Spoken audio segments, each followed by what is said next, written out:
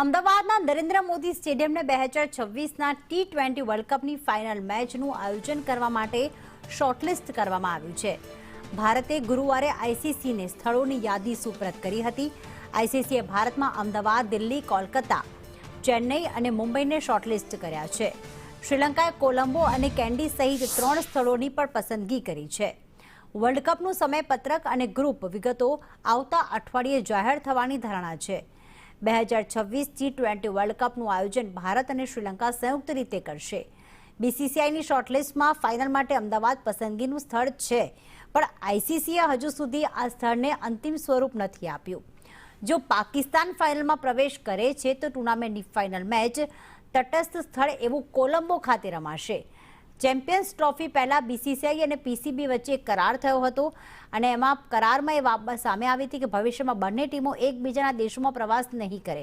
એટલે જો પાકિસ્તાન ફાઇનલમાં આવશે તો ભારતમાં નહીં પરંતુ કોલંબો શ્રીલંકામાં મેચ રમાશે, પરંતુ તટસ્થ સ્થળોએ તેમની મેચ રમાશે એવું નક્કી કરવામાં આવેલું છે. બીસીસીઆઈએ તેનું પ્રસ્તાવિત સમયપત્રક આઈસીસીને મોકલી આપ્યું છે. સત્તાવાર સમયપત્રક ટૂંક સમયમાં જાહેર થવાની અપેક્ષા છે.